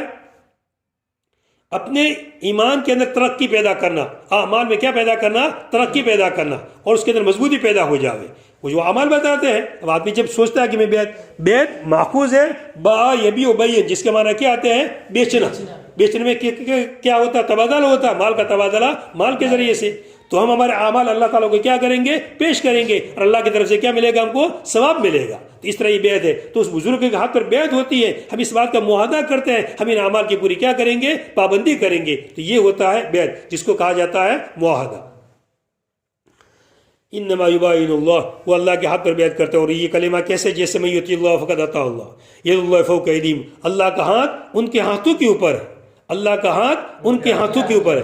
ان کے ہاتھوں کے اوپر کن کے ہاتھوں کے اوپر ہے؟ ان ہاتھوں کے اوپر ہے کہ جن ہاتھوں کے ذریعے سے حضور کے ہاتھ پر بیعت کی. ان ہاتھوں کے اوپر ہے کہ جن ہاتھوں کے ذریعے سے ان صحابہ نے حضور کے ہاتھ کے اوپر بیعت کی. اور وہ اللہ تعالیٰ کا ہاتھ اس کے اوپر ہے، کیا مطلب؟ اور وہ اللہ تعالیٰ ان کے بیعت پر مطلع ہے. اللہ کا ہاتھ اوپر ہے، کیا مطلب؟ ان کے بیعت کو اللہ تعالیٰ دیکھ رہا ہے، مطلع ہے. اور وہ اللہ تعالیٰ ان کے بیعت پر مطلع ہے، بس ان کو بدلہ دے گا اس بیعت کے اوپر. ان کو کیا دے گا؟ اللہ تعالیٰ جزا دے گا. فمن نکث، پر جو شخص بیعت کو توڑے گا، فإنما ينكث، تو وہ توڑے گا، رجوع کرے گا، لوٹے گا اس کے نقص کا وبال اسی کے اوپر. اگر بیعت کی پابندی کرے گا، اس بیعت کی معاہدے کی پابندی کا ثواب ملے گا اپنے فائدے کے لیے. اور کوئی بیعت توڑے گا، جیسے میں نے ایک صحابی کا واقعہ بیان کیا کہ ایک صحابی کے ہاتھ پر آپ نے بیعت کیسے کی؟ ہر مسلمان کے ساتھ کیا کرنا؟ خیر خواہی کرنا. تو کیسے خیر خواہی کی انہوں نے؟ معلوم ہے واقعہ؟ جریر ابن عبداللہ رضی اللہ تعالیٰ عنہ، ان کے ہاتھ پر بیعت ہوئی تو حضور نے بیعت کی تھی کہ تمام مسلمان کی کیا کرنا؟ خیر خواہی کرنا. یہ بیعت کی تھی. تو صحابہ کتنے بیعت کے پابند رہتے تھے؟ ذرا واقعہ سن لیجئے. اپنے غلام کو کہا کہ مجھے گھوڑا خریدنا ہے، گھوڑا خرید کے لے آؤ.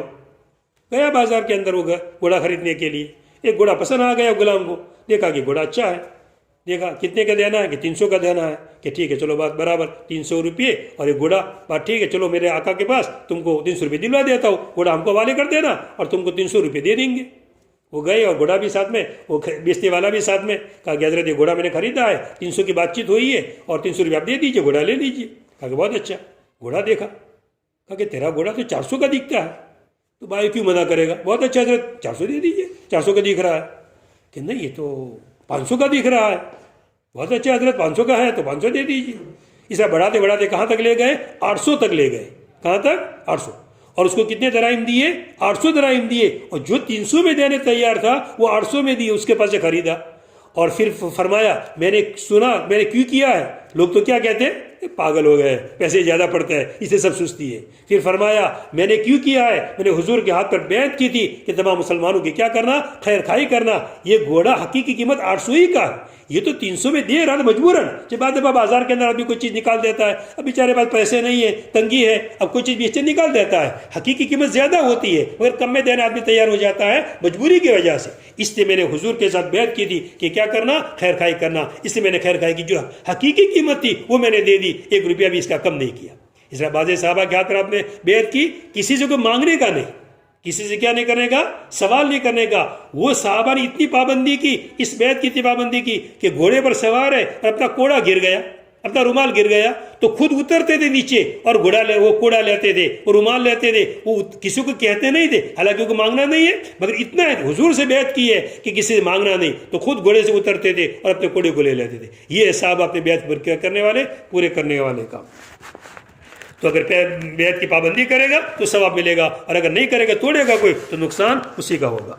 فمن نقض، جو شخص بیعت کو توڑے گا، فإنما ينقص، تو لوٹے گا اس کے نقض کا وبال اسی کے اوپر۔ ومن اوفا، اور جو شخص پورا کرے گا، بما عہد علیہ اللہ، اور جو شخص پورا کرے گا اس بات پر کہ جس پر اللہ تعالیٰ سے اس نے معاہدہ کیا ہے، فسیؤتیہ، پس اللہ تعالیٰ اس کو اجر عظیم عطا کریں گے، پس اس کو اللہ تعالیٰ اجر لیا ہے ونوئے، فسیؤتیہ، اللہ تعالیٰ اس کو اجر عظیم دیں گے، یا فسنؤتیہ، ہم اس کو اللہ تعالیٰ فرماتے ہیں ہم اس کو کیا دیں گے؟ اجر عظیم دیں گے۔